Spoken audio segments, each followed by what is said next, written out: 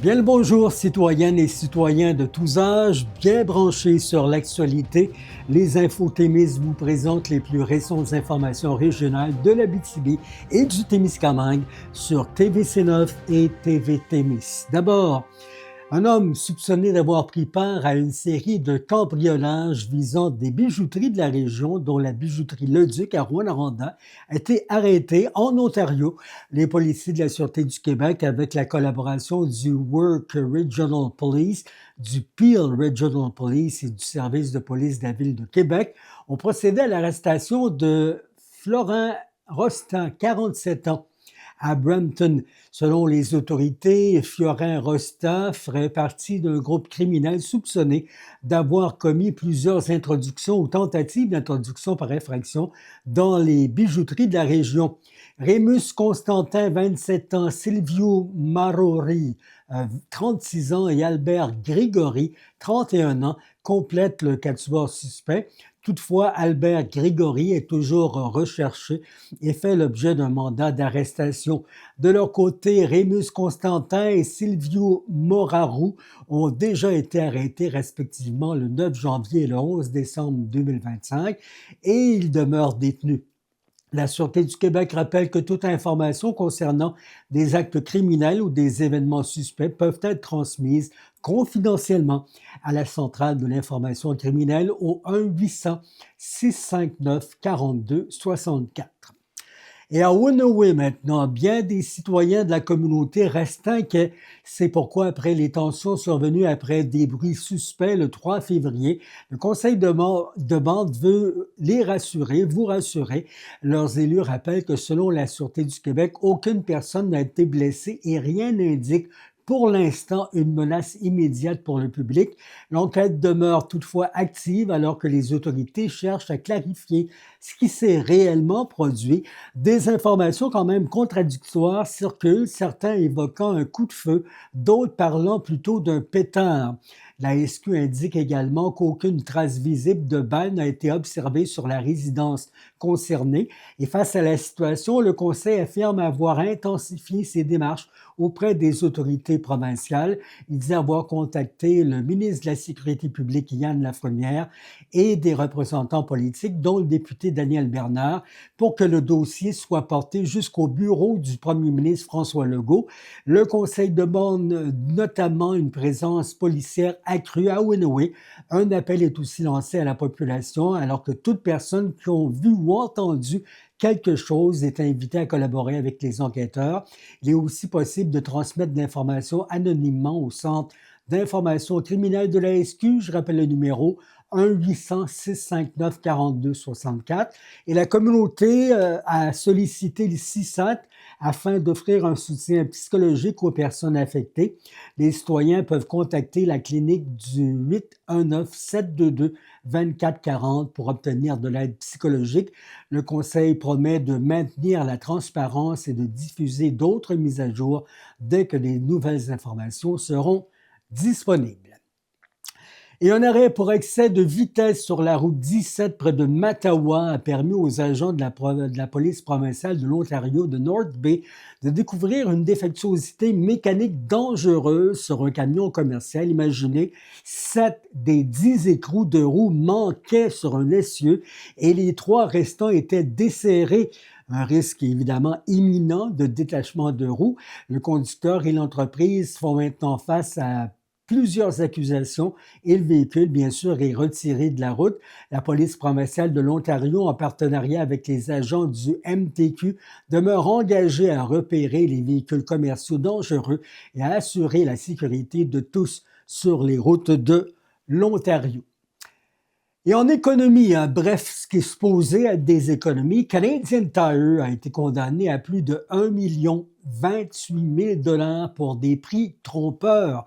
La société Canadian Tire a plaidé coupable jeudi dernier à Montréal à des accusations portées en vertu de la loi sur la protection du consommateur. C'est ce qu'a annoncé l'Office de la protection du consommateur, l'OPC. L'entreprise devra payer 1 287 550 $ en amende et frais pour 74 chefs d'accusation déposés par le directeur des poursuites criminelles et pénales. L'OPC reprochait aux détaillants d'avoir indiqué de faux prix courants afin de bonifier artificiellement des rabais annoncés dans ses circulaires, sur son site web et en magasin. Une enquête menée entre avril et octobre 2021, quand même, ça remonte, ça a démontré que les produits visés étaient très rarement, voire jamais vendus au prix de référence affiché.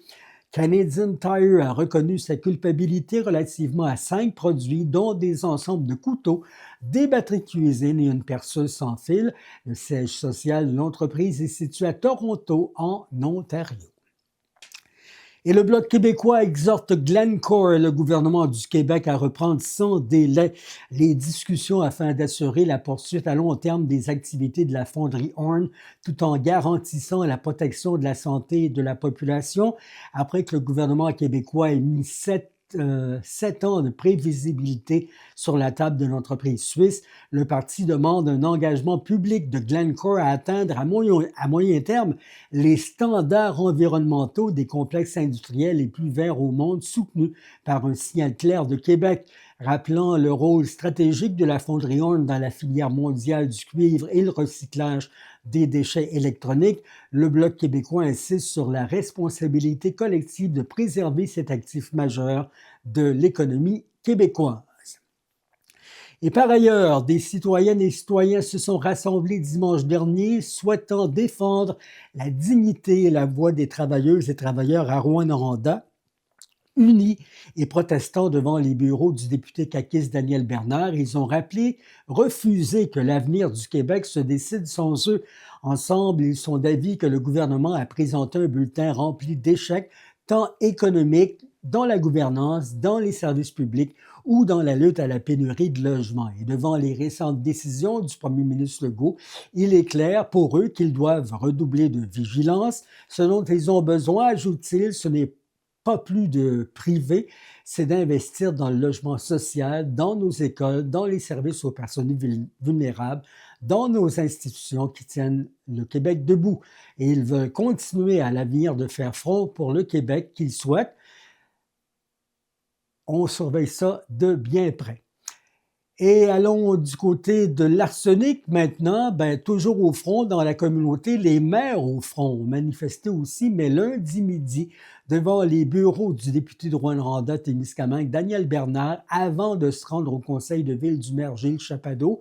Le groupe qui souhaite protéger les femmes et les enfants qui vivent autour des propriétés de Glencore réagissent aux intentions du gouvernement d'offrir 7 ans de prévisibilité pour réduire le taux d'émanation d'arsenic à Rouyn-Noranda, malgré des avis défavorables des autorités de santé publique. Selon l'organisation environnementale, concrètement, ça signifierait que jusqu'en 2033, la fonderie Horn ne serait pas tenue de réduire ses émissions d'arsenic sous la barre des 15 nanogrammes par mètre cube.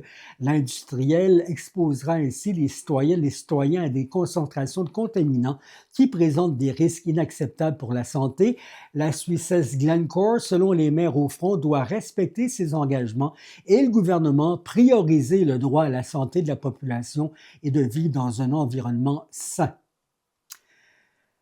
Et allons du côté de transport. La Fédération des transporteurs par autobus sonne l'alarme après les coupes au programme d'aide au développement du transport collectif. Selon la Fédération, plusieurs transporteurs interurbains pourraient être forcés de réduire leurs services et voire même d'abandonner certaines lignes. La hausse des coûts d'exploitation combinée à la baisse du financement met en péril un réseau déjà fragile. 6 grands opérateurs, dont Autobus Maheu en Abitibi et au Témiscamingue, et à plus petite échelle, le transport adapté et communautaire du Témiscamingue notamment, travaillent actuellement ou réfléchissent entre autres à une réorganisation de leur activité.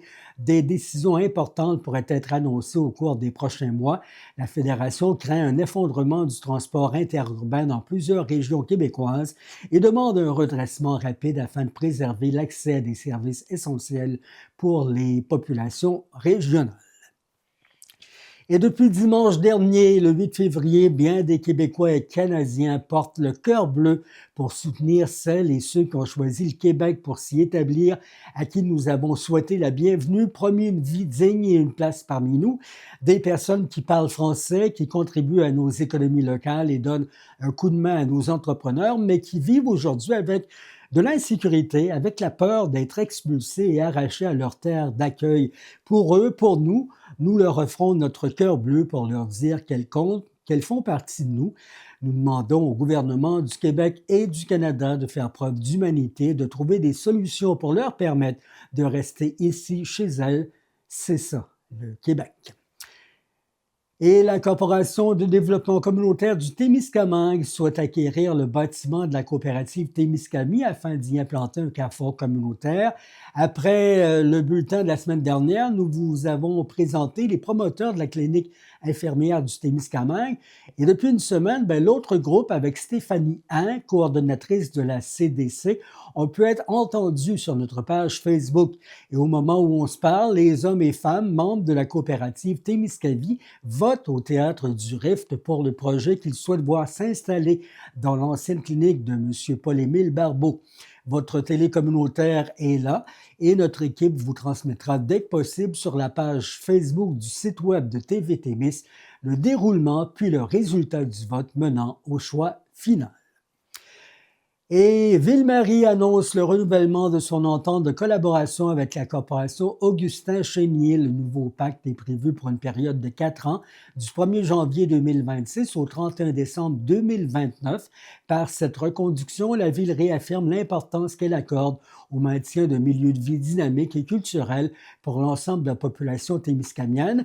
La corporation Augustin Chénier joue un rôle central dans le développement culturel régional en soutenant des activités rassembleuses et en contribuant activement à l'économie locale. Les élus municipaux soulignent également leur responsabilité d'assurer la pérennité de l'organisme ainsi que la saine gestion et l'entretien de ses infrastructures. L'entente qui a été officiellement signée par le maire Sébastien Lebel et le directeur des communications Guillaume Gonzalez.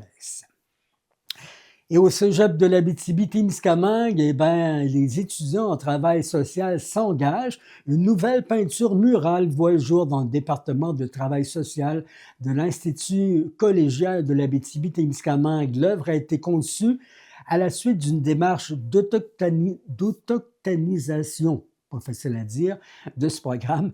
Elle reflète les valeurs d'accueil, de bienveillance et d'inclusion des premiers peuples et se veut un symbole important du nouveau programme. L'artiste Cathy Tébiscon, la Fondation du Cégep de l'Abitibi-Témiscamingue, le ministère de l'Enseignement supérieur du Québec, Minwashin, et les enseignants en technique de travail social Benoît Lavergne et Adeline Laquer ont contribué à la naissance et la conception de cette œuvre. Et au cœur de l'évolution des soins de santé, les infirmières praticiennes spécialisées, les IPS, occupent désormais une place stratégique au sein du Centre intégré de santé et de services sociaux de l'Abitibi-Témiscamingue. Leur expertise qui contribue concrètement à améliorer l'accessibilité, la continuité des services et la qualité des prises en charge offertes à la population. L'établissement qui peut aujourd'hui compter sur 30 IPS, dont 24 en première ligne et 6 en santé mentale, répartis dans plusieurs milieux de pratique, de la clinique médicale au CLSC en passant par les CHSLD et les services spécialisés. Hautement qualifiés, ces professionnels de deuxième cycle jouent un rôle clé au sein des équipes interdisciplinaires, évaluant, diagnostiquant, prescrivant et assurant le suivi clinique de diverses clientèles. Cette présence appelée à s'élargir avec l'arrivée prochaine de nouvelles spécialités en soins aux adultes et en soins spécialisés pédiatriques confirme la reconnaissance du rôle essentiel des IPS dans l'offre de soins actuelle et à venir.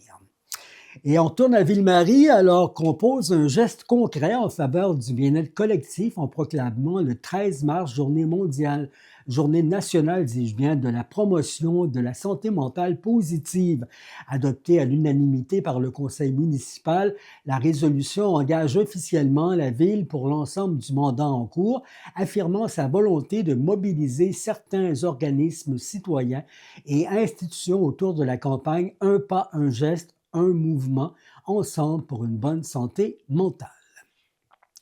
Et allons faire un tour à Val-d'Or, alors que le CIS de l'Abitibi-Témiscamingue procède le 17 février à l'inauguration officielle de la maison de naissance et de la petite enfance des Grands-Pins à Val-d'Or. C'est un projet novateur en matière de services de première ligne pour les familles de la région. À souligner, c'est la première fois au Québec et chez nous que l'ensemble des services de sages-femmes et des équipes de santé publique se retrouvent sous un même toit.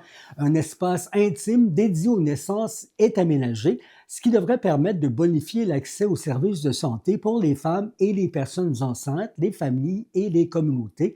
L'activité souligne l'ouverture de ce nouveau milieu et modèle dédié à la périnatalité et à la petite enfance, ainsi qu'à la promotion et la prévention en présence de partenaires cliniques et communautaires qui ont contribué à sa réalisation.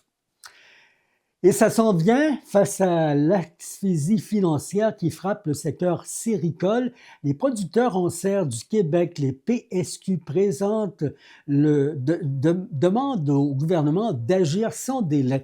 L'appel survient dans la foulée de la mise à l'abri de leurs créanciers des producteurs horticole de Mers, un signal d'alarme qui, selon l'association, illustre les pressions croissantes exercées sur l'agriculture québécoise par la hausse des coûts de l'énergie, la tarification au carbone, les écofrais et une concurrence étrangère jugée inéquitable. Et Québec soutient un projet de mémoire collective visant à commémorer un rassemblement historique Anishinaabe à Obadjiwan, Fort-Témiscamingue. Le gouvernement du Québec qui annonce un appui financier de 30 000 $ au secrétariat des programmes et services de la nation algonquine pour la réalisation du projet Mamawininuwag. Ça veut dire se réunir en grand nombre. Cette initiative qui vise à commémorer le 150e anniversaire de la plus ancienne photo connue de l'Abitibi-Témiscamingue, prise en 1876 à Obadjiwan, Fort-Témiscamingue, lieu historique de rassemblement Anishinaabe et de rencontres interculturelles. Et parlons électrification des transports. La Corporation des concessionnaires automobiles du Québec, la CCAQ, accueille favorablement la stratégie automobile annoncée la semaine dernière par le premier ministre du Canada, Mark Carney, en remplaçant la norme sur la disponibilité des véhicules électriques par des normes d'émissions de GES, de gaz à effet de serre. Ottawa adopte une approche pragmatique qui fixe des objectifs d'émissions sans imposer une technologie unique pour y arriver. L'approche favorise une plus grande diversité de modèles et de technologies à court terme tout en maintenant une trajectoire de réduction des émissions. La CCAQ salue également les investissements annoncés pour accélérer le déploiement d'infrastructures de recharge à l'échelle canadienne, ainsi que le retour d'incitatifs à l'achat et à la location. Ensemble, ces mesures peuvent soutenir la demande, réduire les freins pour les consommateurs et donner un signal plus clair au marché. Selon les concessionnaires que nous citons ici, l'annonce fédérale change son approche et c'est une bonne chose. Elle mise sur la flexibilité, encourage la diversité de l'offre en plus de soutenir la demande avec des incitatifs et de l'infrastructure. Selon Yan Pisam-Yu-Shi, président directeur général de la CCAQ, c'est un signal important pour l'industrie. Au Québec, la CCAQ souligne que le réseau des concessionnaires a fait preuve de patience jusqu'ici. Malgré l'incertitude et les impacts très concrets sur les opérations, les investissements et la planification, les concessionnaires accompagnent les consommateurs et s'adaptent en attendant des gestes clairs du gouvernement québécois concernant la norme VZE. La patience a ses limites quand l'incertitude devient, selon eux, structurelle. Et maintenant, dans le monde des arts, le Rift à Ville-Marie qui joint pour une seconde année la vitrine et souligne l'importance de soutenir la culture québécoise. Le personnel de la salle d'exposition, de la scène et du cinéma vous invite à offrir une sortie culturelle québécoise pour la Saint-Valentin et à l'achat d'un billet pour un film ou un spectacle, le RIF qui vous offre la chance de remporter l'un des 2 prix en jeu pour votre prochaine sortie à 2. Vous pourriez gagner une nuitée en semaine en pleine nature dans un dôme géodésique chez Dôme AJ à Saint-Bruno-de-Guigues ou un repas de Saint-Valentin pour 2 à l'Éden Rouge samedi qui vient. Pour participer, il vous suffit le 12 février, demain, de faire l'achat de billets en personne ou sur le net. Le tirage qui a lieu vendredi à midi. Et coup d'œil sur la culture du futur, bien plus proche qu'on peut le croire, hein. Les robots font parler d'eux. Écoutez, il y a 3 jours, le 8 février, l'entreprise AGBot qui a présenté AGBot Night, un gala diffusé en direct de 60 minutes, présenté et animé entièrement par des robots humanoïdes. Une première mondiale à grande échelle où les robots ont assuré l'essentiel du spectacle, de la danse, de la magie, de l'humour et de la musique.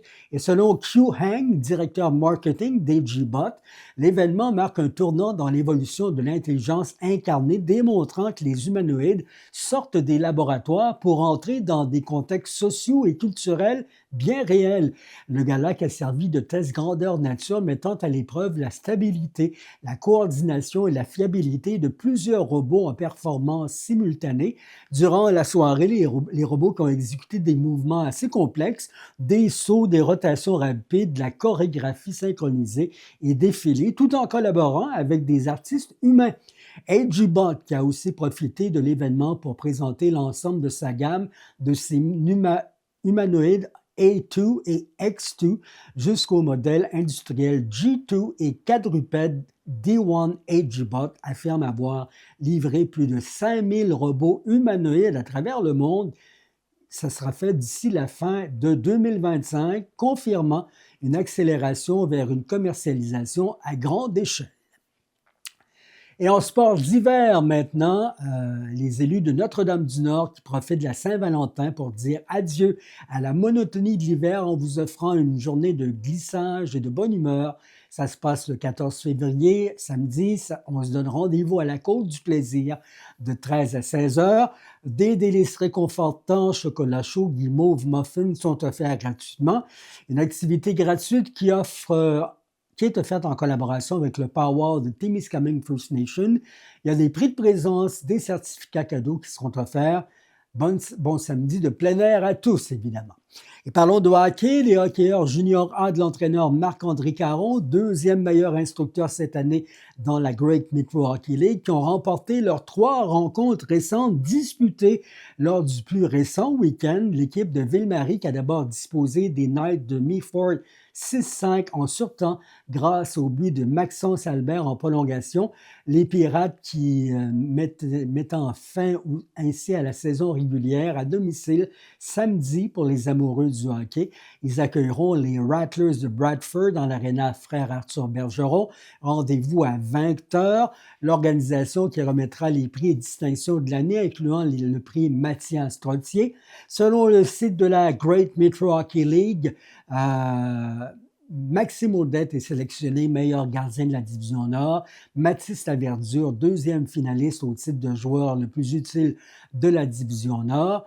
Les joueurs nominés ont été choisis par les propriétaires et leur personnel des clubs de la GMHL, mettant en évidence les athlètes qui ont excellé par leur leadership et leur impact sur et à l'extérieur de la patinoire. Ainsi, Ville-Marie termine sa campagne 2026 dimanche à West Nipissing où ils affrontent les Lynx. Le club entame les séries éliminatoires pas plus tard que lundi prochain contre les Raiders à Tottenham. C'est un 2-3. La seconde partie se jouera vendredi le 20 février ici à Ville-Marie et la troisième, si nécessaire, aussi à Ville-Marie le 21 février. Bon succès à l'équipe et au 7e joueur, soyez-y. Et à surveiller sur nos réseaux sociaux, les Titans de Témiscamingue qui seront de retour en septembre font un pas de plus vers la reprise de leurs activités. Nous devons en savoir plus long lors d'une rencontre de presse qui a lieu vendredi 13, 14h30. On vous tient au courant. Et parlons de motoneige, les adeptes à qui l'on souhaite beaucoup de plaisir alors que les températures se réchauffent un peu. Enfin, ça fera du bien sur notre territoire enneigé. Vous êtes priés, motoneigistes, d'être attentifs alors que la municipalité de Ville-Marie souhaite votre collaboration. C'est qu'il y a des arbustes plantés l'été dernier pour contenir un affaissement du cours d'eau Ranou qui est entre les rues Notre-Dame-Nord et Dollard, qui ont été arrachés par un motoneigiste irrespectueux du travail de la ville. La direction de la municipalité rappelle donc aux motoneigistes que les terrains de la ville et les terrains privés sont, sauf s'ils sont autorisés, interdits d'accès. Les citoyens au guidon de leur machine sont priés de circuler uniquement là où les sentiers sont prévus pour cette utilisation. C'est le gros bon sens, ça. On vous montre l'endroit où les dommages ont été causés. Vous voyez la carte, histoire de reconnaître le secteur abîmé. Ben là-dessus, c'est tout pour le moment. Merci de votre présence et de votre collaboration au partage des informations régionales. On peut toujours nous rejoindre et nous transmettre les communiqués à journaliste@commercialtemis.tv. Pour nous suivre à tout moment, suivez aussi nos parutions sur la page Facebook du site web TV Témis. D'ailleurs, nous aurons des nouvelles très bientôt au sujet de l'avenir des locaux de la coop Témiscavie qui se décide avec le vote de ses membres actuellement. Nous saurons qui du milieu communautaire témiscamien ou de la clinique infirmière du Témiscamingue pourra y aménager. Là-dessus, bon restant de semaine et à mercredi prochain. Au revoir.